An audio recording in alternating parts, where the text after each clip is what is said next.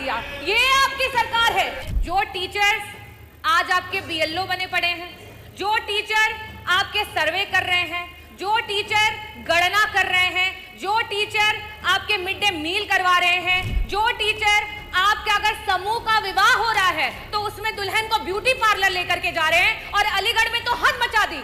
एक टीचर को आपने कुत्ता गिनवाने के लिए लगा दिया। ये आपकी सरकार है। जो मंत्री जी कायाकल्प की बात कर रहे थे, खैर वो तो काया और कल्प सभी धरातल पर देख सकते हैं, जो कि है बेसिक इंफ्रास्ट्रक्चर। लेकिन जिन स्कूलों में टीचर्स ही नहीं है, जिन स्कूलों के टीचर्स प्रताड़ित हो रहे हैं, वहां पे हम कैसे चाहेंगे और कैसे पा पाएंगे कि हमारे बच्चे बढ़ रहे हैं।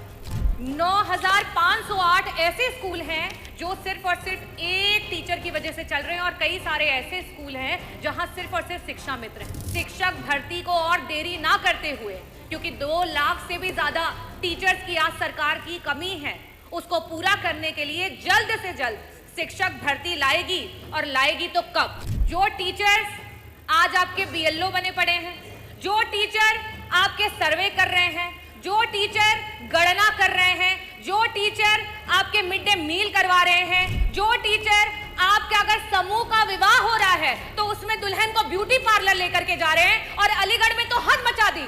एक टीचर को आपने कुत्ता गिनवाने के लिए लगा दिया। ये आपकी सरकार है कि हमारा जो गुरु होता है, गुरु ब्रह्मा, गुरु विष्णु, और आपने गुरु को कहां ला करके पटक दिया। ये आपकी सरकार है। डॉक्टर रागिनी।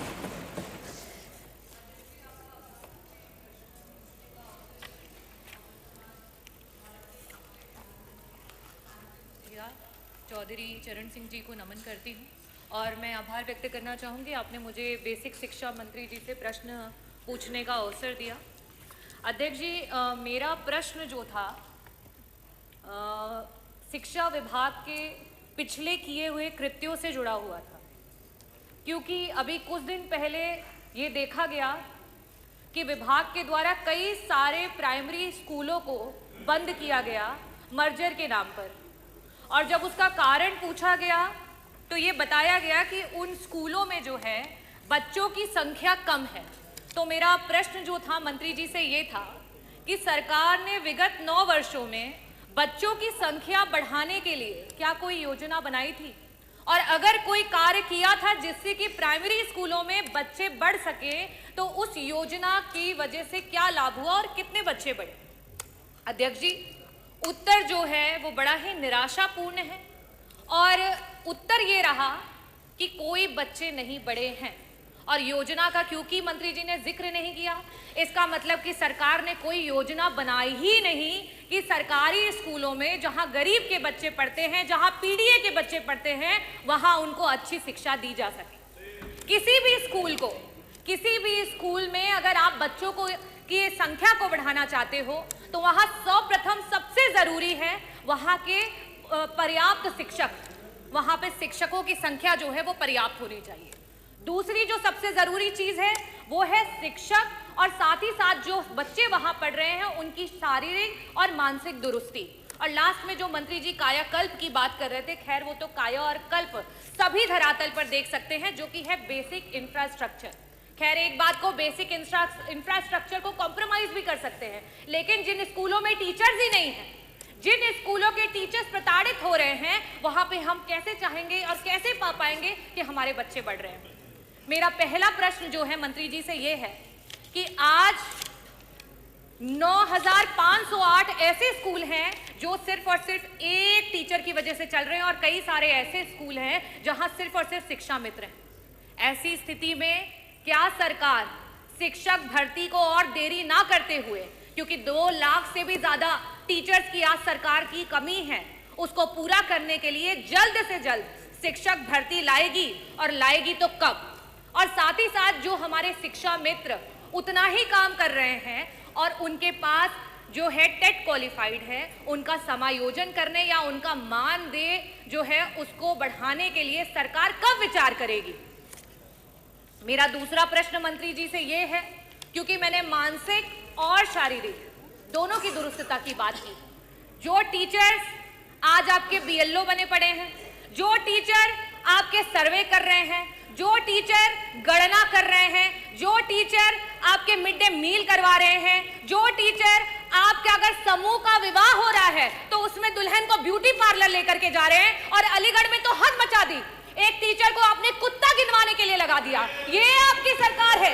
ये हम कहते हैं कि हमारा जो गुरु होता है, गुरु ब्रह्मा, गुरु विष्णु, और आपने गुरु को कहां ला करके पटक दिया। ये आपकी सरकार है। मैं ये पूछना चाहती हूं, क्या ऐसी मानसिक उत्पीड़ना के साथ आप ये कर पाएंगे कि हमारे प्राइमरी स्कूल के जो हैं बच्चे बढ़ पाए? मेरा प्रश्न आपसे ये है कि अंतर जनपदीय आज 10-10 साल से टीचर्स बैठे हुए हैं, उनके ट्रांसफर्स नहीं हो पा रहे हैं। ऐसी स्थिति में क्या सरकार, जो हमारे टीचर्स हैं 1,86,000 ऐसे टीचर्स हैं जो कि टेट के बिना ही उनको नौकरियां मिली, आज उनके ऊपर टेट की मार आ गई है। क्या सरकार उस टेट से उनको मुक्ति दिलाएगी? क्या सरकार अंतर जो आपके जनपदीय ट्रांसफर्स है उनकी बात करेगी? और जिस तरीके के व्यवहार को सरकार टीचर्स के साथ कर रही है, क्या उस पर रोक लगाएगी? और साथ ही साथ 35 टीचर और शिक्षा मित्र जो हैं वो मौत की घाट उतर गए। बीएलओ के रूप में वो काम कर रहे थे और उन्होंने आत्महत्या कर ली। इन लोगों के लिए क्या सरकार उनके परिवारों में एक सरकारी नौकरी और साथ ही साथ मुआवजा देने का काम करेगी? मैं बस इन 3 प्रश्नों के स्पष्ट उत्तर चाहूंगी कि सरकार अवश्य दे। बहुत बहुत धन्यवाद अध्यक्ष महोदय। माननीय अध्यक्ष जी, बार बार विपक्ष के द्वारा सदन में भी और आमजन में भी ये पूरा प्रयास किया गया कि बेसिक शिक्षा विभाग के अंतर्गत परिषदीय विद्यालयों को बंद करने का निर्णय लिया गया और सरकार ने बच्चों के भविष्य को जो संवारने के लिए स्कूल बनाए गए थे उनको बंद करके बच्चों को दूसरे स्कूलों में भेजने का काम किया। मैं पहले भी इसको स्पष्ट कर चुका हूं कि सरकार के द्वारा किसी भी बेसिक शिक्षा विभाग के अंतर्गत परिषदीय विद्यालय को बंद करने का निर्णय नहीं लिया गया। हर एक विद्यालय यथावत जिस तरीके से चल रहा था और जो विद्यालय का यूडाइस कोड था वो अभी भी उसी तरह से यथावत है और हर विद्यालय अभी भी कार्यरत है। जो व्यवस्था बनाई गई थी मर्जर की, उस संबंध में मैंने पूरे सदन को अवगत कराया था कि 50 से कम संख्या वाले जो विद्यालय थे जहां पे बच्चों की संख्या 50 से कम थी, 1 किलोमीटर की अवधि प्राइमरी के लिए और अपर प्राइमरी के लिए 3 किलोमीटर की अवधि जो कि निर्धारित है आरटी के अंतर्गत, उसका पालन करते हुए जो विद्यालय 1 किलोमीटर के अंतर्गत था उस विद्यालय में बच्चों को मर्ज किया और उसका परिणाम स्वरूप यह हुआ कि एक विद्यालय में जो छात्रों की संख्या थी वो बढ़ गई और शिक्षकों की भी जो संख्या थी वो जब विद्यालय में अधिक हो जाएगी और छात्र भी अधिक होंगे तो ये स्वाभाविक है कि जो पठन पाठन का कार्य विद्यालय के अंतर्गत होगा वो बेहतर होगा। बच्चे ग्रुप लर्निंग, पीयर लर्निंग के माध्यम से अच्छी शिक्षा को ग्रहण करेंगे।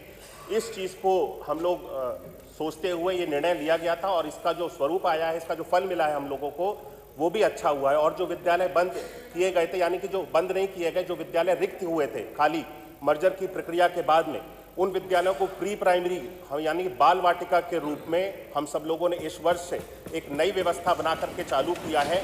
इन विद्यालयों में भी इन बच्चों की पठन पाठन के कार्य हम सब लोग प्रारंभ कर रहे हैं और इसके लिए एक पूरा पाठ्यक्रम अलग से तैयार किया गया है कि इनके भविष्य को हम सब लोग बेहतर किस तरह से बनाएं। तो माननीय सदन में कोई भी विपक्ष के सदस्य इस तरीके की कोई गलत जानकारी ना दें कि सरकार के द्वारा विद्यालयों को बंद किया गया है। लाखों की संख्या में शिक्षकों के जो ट्रांसफर का भी प्रश्न उठाया गया, 2017 से लेकर के अभी तक अंतर जनपदी और जनपद के अंदर भी समायोजन दोनों किए गए और लाखों की संख्या में शिक्षकों का तबादला हुआ है, ट्रांसफर हुआ है और ऑनलाइन एक पारदर्शी व्यवस्था का पालन करते हुए हमारे ट्रांसफर की प्रक्रिया पे किसी भी तरह की कोई आलोचना नहीं होती और किसी भी तरह की कोई उंगली नहीं उठती। इससे पहले जब 2017 से पहले ट्रांसफर किए जाते थे और किस तरीके की ट्रांसफर्स की व्यवस्था थी, हम में से किसी भी सदस्य से ये छुपा नहीं है और किस तरीके से पूरी तरह से दलाली होती थी और पैसा वसूला जाता था शिक्षकों के ट्रांसफर के नाम पे। और उसके